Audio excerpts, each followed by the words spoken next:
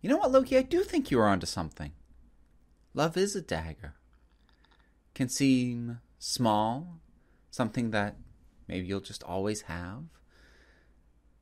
And then it can save your life or cut your heart out. No, maybe it doesn't work. Never mind.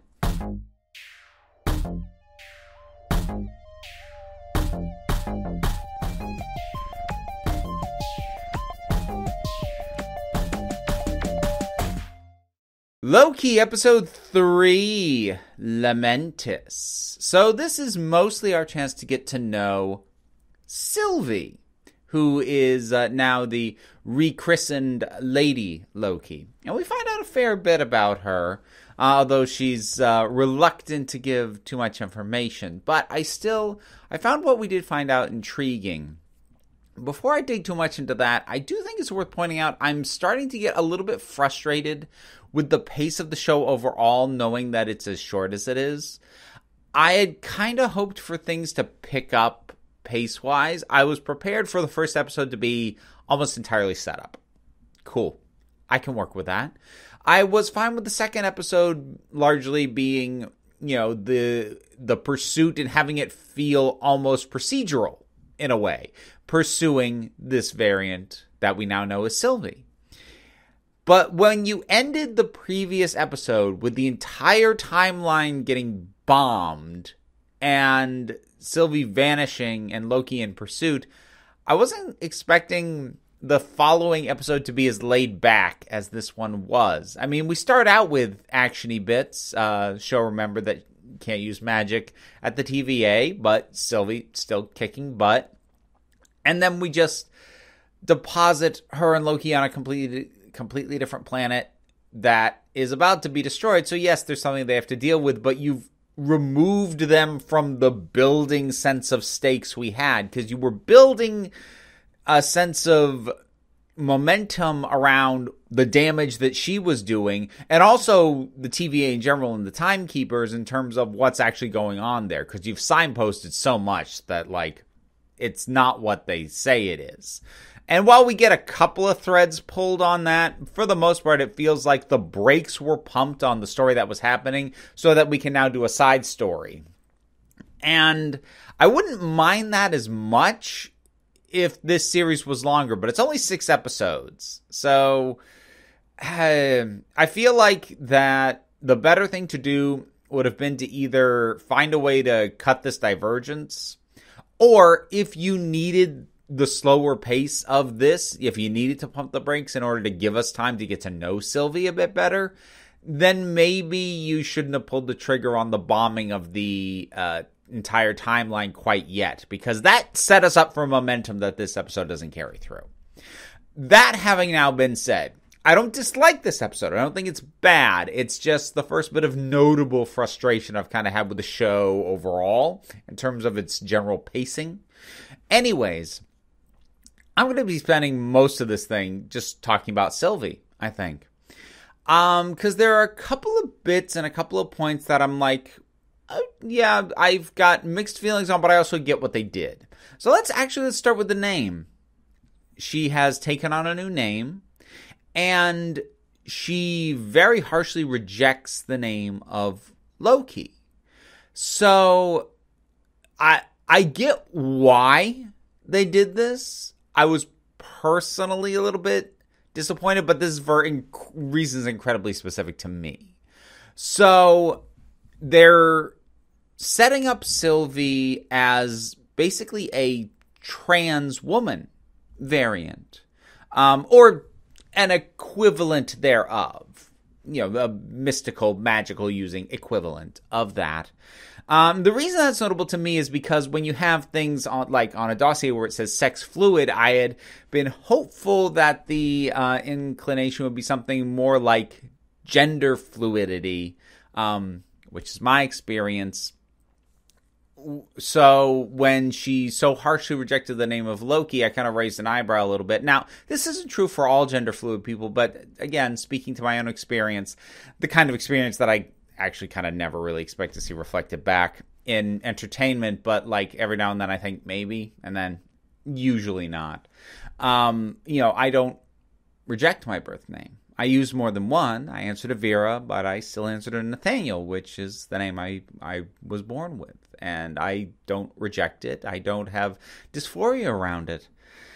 So I had kind of hoped to see something like that, but I can't actually fault them for going with a bit more of a trans woman style approach where the term isn't used, but she seems to approach the name Loki like a dead name, which is honestly, in the grand scale of things, probably the better idea to go with if I were to step outside my own experience, because since gender fluidity in general, especially as a real life experience, is not as well known or understood, then it probably wouldn't have been the best thing in the world to do what to some people was going to read like a trans woman and have her be totally cool with an old masculine name. Like, I understand why that would have been a bad look. I absolutely do. But I still can't help but have a little bit of from myself in that. That said, there's some interesting tidbits that come out in regards to how she developed as a variant. We don't get a ton of details, which I think is probably for the best. The more details and the more specifics we get, the more things might not add up. So there were a couple of things she said that made me go, oh, okay, and kind of support some of the stuff that I was thinking. Because in terms of the variants we've seen, it wasn't totally clear if this show was treating, because we saw that little compilation of variants and some of them looking very, very different. And it wasn't clear if the show was just treating it like every possible alternate version of a time was just wildly different. It's like a butterfly effect thing. Or if it was a case of whatever it was that caused them, any given Loki, to be a variant, to be off of the intended path, was somehow tied to why they look different, or depending on how long they'd lived while being a variant, might contribute to how drastically different any given Loki would look. So we find out from her that, first of all, her variance seems to happen very early in life. She wasn't under any illusion that she was adopted as a child. And my first thought was like, oh, so like, did the TVA not pluck her out of the time stream early on? When maybe they should have? Was for some reason, like, was that detail not addressing enough change? But then she says, and again, not without super details, she says later, I've been running from these people almost all my life. And I'm like, oh, okay. So what that is implying is that, yeah, the variant point from which she diverges with this Loki is early in her life, and pretty close to when that happened, she has been running from them ever since. So that, first of all, explains a lot of the differences in their approach, why she is much more sort of mission-focused. She has to focus up. If she doesn't focus, she gets caught and she gets killed. Whereas the Loki we know spent a good chunk of his time just having a laugh, which we see at play here on the train.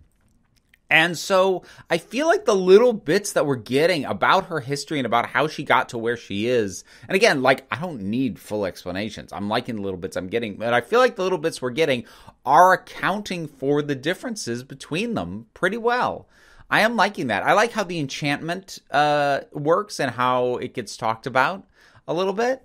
I like the idea that with some minds it takes more work and she has to basically construct a false reality for the person she's enchanting to interact with so that she can get what she wants out of them. That's a neat idea. So I'm down for that. This was an interesting thing, and it's something I hadn't occurred to me. Like, it's our first absolute definitive, the timekeepers aren't what they say, or the TVA is, like, stuff's messed up. But the information that young TVA agent was at some point just a human, and then Sylvie drops that the entire TVA is staffed with variants. I'm a little annoyed I didn't think of that. But here's the thing. It makes absolute sense. Because you think about it, the way we've been seeing them deal with variants for the large part was just what they call pruning them. Just removing them from the timeline, killing them effectively. But, like, why have a judge? Why have a trial system if you're just going to prune them?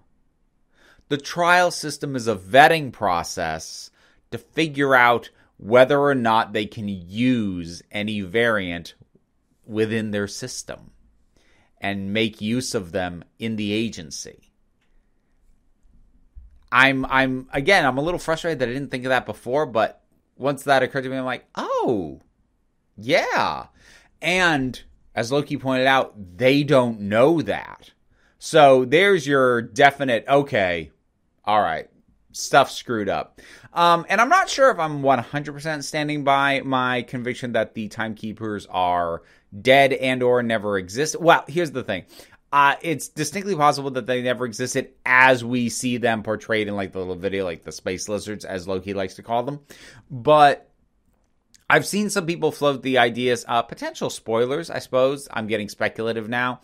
I've seen some folks float the ideas that the timekeepers are also Loki variants, who just managed to like either get in there first or to take over the thing, or who knows. So, it's going to be something like that. At this point, there's no question that there's a twist with the timekeepers coming, because now we know there's something sinister about them. They can't be trusted. Like, yeah, no question. Stuff's going to go on there. I really did like the interactions and the dynamic and the frustrated chemistry between Sylvie and Loki. But honestly, a big part of why that worked is their quieter moment when they get to just sit down on the train and just talk. If it had been nothing but the frustrated back and forth between them, I probably would have gotten tired of it. It would have worn on me after a bit. But taking the break, taking the time to slow that down and have them have this quieter moment, which I wouldn't be surprised if the entire basis of this episode was largely built around getting them to have that moment. Although my criticism about how it flows overall in the series still stands. But it's really good stuff. And I love I love her taking a rest and Loki just being like, oh, I'm going to party now. That was wonderful. He's got a decent singing voice as well, which was nice. And they snuck it in on you because most of the singing is like this sort of drunken, almost shouting. And then he slows down and gets into actual singing. I'm like, oh, that's nice. And then back to the shouty bits and he steals Thor's, I like this, another. Fun little callbacks like that. It was an odd point to end the episode on. Again, I think that kind of circles back onto my criticism of the pacing of it. Because since this whole thing already felt like a divergence in service of character development and relationship growth, granted, but since this already felt like a divergence, the fact that it's not fully wrapped up by the end of the episode is a little irritating. Now, I expect that this is a cliffhanger that'll get resolved within 5 minutes at the start of the next episode. I have little doubt about that, but it led it to a little bit of dissatisfaction with the overall feel of it because, okay, just to compare how this ends to the very previous episode, the previous episode was a great setup, and it set things up in a way that, like, I don't know what's going to happen next, because you just went in a direction and started him down a path where I don't know where that goes. And I was excited and fascinated. This is a bit more of a traditional cliffhanger in the, ooh, how are they going to get out of this situation scenario? And I don't think those kinds of cliffhangers work very often, especially halfway through a show, halfway through a series where the threat seems to be the lead character and a new primary secondary character are going to die. I'm like, well, no, they're not. You know, this is bad classic era Doctor Who style cliffhanger. You know, look, the Doctor's dead. Yeah, we know the Doctor's not dead, and you're going to resolve that immediately in the next episode. So it's kind of frustrating, especially given how good an endpoint the previous episode had in terms of getting me pumped up and excited about what was going to happen next. And now they just like, oh, it's a cliffhanger. Oh, looks like they're gonna die. Woo! I'm like, oh, for God's sake. So, like, I'm kind of mixed on this episode, I think, overall. Its placement and the way it flows across the series, I'm a little bit iffy on. And in terms of the end point, I'm like, oh, why? But there are a lot of really good moments across it. I like their interactions. I like their moments on an individual basis. I like that they are able to kind of work together and complement each other in terms of their techniques, and at other times just basically bashing into each other and bouncing off. It's a good balance. They are similar enough in some ways while being different enough in other ways that it makes good chemistry. So I would like to see more of them together. I want to see more of these two just being around each other and coming to understand each other. I'm very much here for that. But the overall structure and the overall story that they decided to put those interactions in, I don't think is the best that this could have done. Especially considering, like, we just had an apocalypse scenario in the last episode. So the fact that they're on a planet that's about to be destroyed isn't that unique either. I mean, like, it makes sense that, you know, Sylvie probably had a bunch of apocalypses programmed into this thing. So when they clash and, you know, they just end up at one of the apocalypses, it makes sense. So it's not like I'm going massive coincidence on it, but like, we just had an apocalypse. So sending them to another apocalypse is not as interesting as I think the show thinks it is. I'm still here for it. I still am pumped for the next episode. I will be happy to see where they go from here. I just hope the overall flow to the thing goes a little bit smoother next time around. I think that's about it. Yeah, I'm going to wrap it up there. Thanks so much for watching, listening. Loki, what'd you think about episode 3? Whatever your thoughts are, drop something down in the comments. Let's talk about it. I have a Patreon link up there. That is how I pay my bills. If you are able to help me out at all, it's greatly appreciated. But if you can't, don't worry about it. The likes, shares, subscribes also help me out. There's also YouTube memberships if you want to go that way. But you don't have to do any of it. Because at the end of the day, you are the council. I'm just running the meetings. And until next time, this council is adjourned.